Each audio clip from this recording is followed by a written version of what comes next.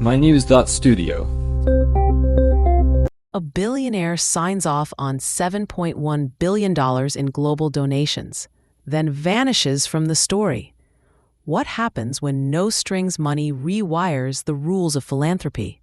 That's a reality in 2025. Today is December 15th, 2025. Mackenzie Scott just made her biggest annual philanthropic move yet, $7.1 billion, most of it unrestricted, to nonprofits worldwide. No foundation gala, no naming rights, barely a press release. And the cumulative number is startling. Since 2019, Scott has given away $26.3 billion. If she were a country, her annual giving would rival the foreign aid budgets of entire nations. But this raises a basic question. Is this the future of philanthropy? Fast, trust-based, decentralized? Or is it risky to hand this much, this quickly, to organizations that may not be ready? Right. The key question for listeners: what actually happens when a nonprofit suddenly receives millions, maybe tens of millions, that it never applied for, and with no strings attached? Before we get there, let's set the stage. Who is Mackenzie Scott really? She was there at the start of Amazon, co-creator, not just a bystander. When she divorced Jeff Bezos in 2019, she walked away with tens of billions. Within months, she signed the Giving Pledge, promising to give away at least half her wealth. But unlike a lot of other pledgers, she started moving money almost immediately. No multi-year planning, no giant foundation tower with her name on it. That's the power shift. In 2020 and 2021, instead of building a big organization, she put together a lean team of advisors and researchers. Quietly, they identified high-impact organizations, many led by women, people of color, community leaders, often overlooked by the big donors. And the way recipients find out is almost a story in itself. It's an email or a phone call. Many think it's a scam at first. Imagine the disbelief. You're getting $10 million, no application, spend it however you want. Who expects that?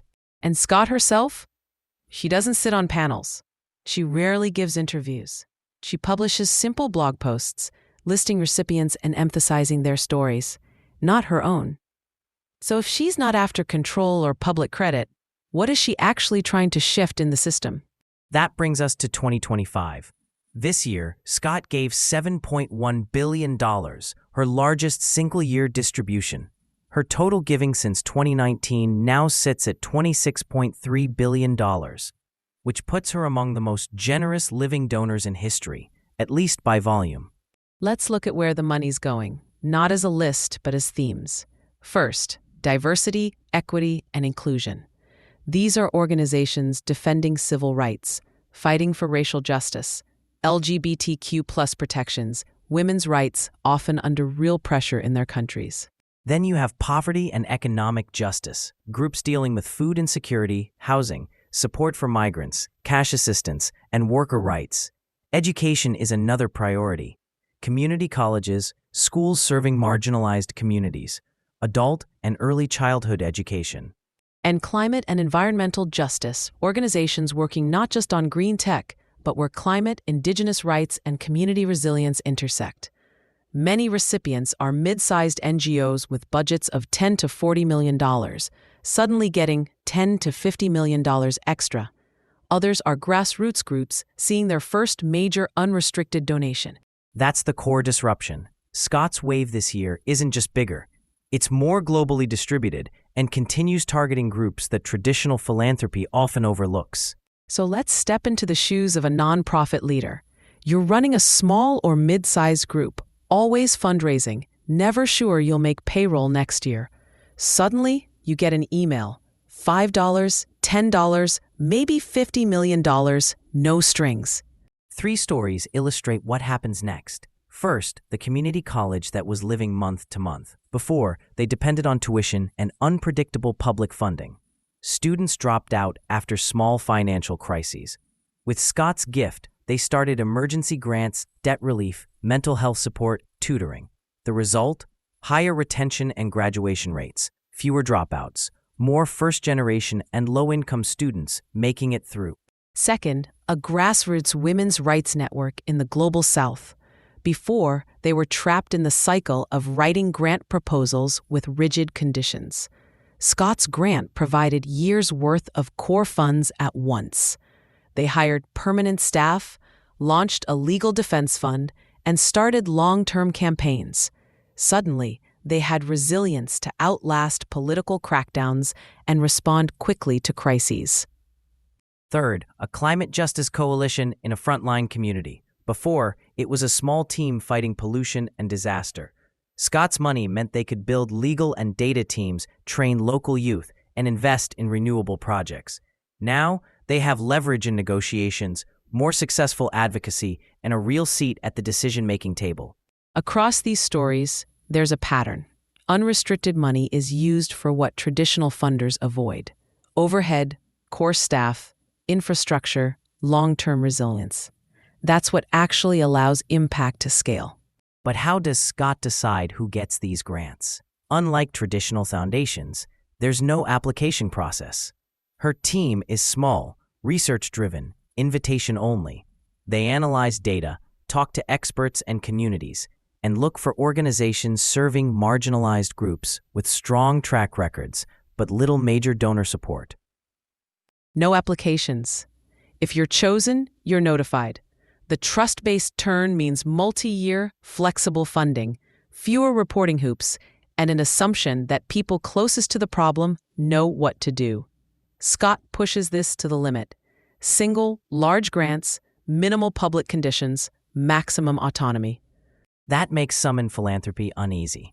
So much money dispersed fast, with so little oversight. But for many nonprofit leaders, it's what they've been asking for: trust, not micromanagement.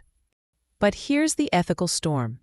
Can billionaire philanthropy fix systems that billionaires helped create? Scott's wealth comes from Amazon, a company often criticized for its labor practices and tax strategies.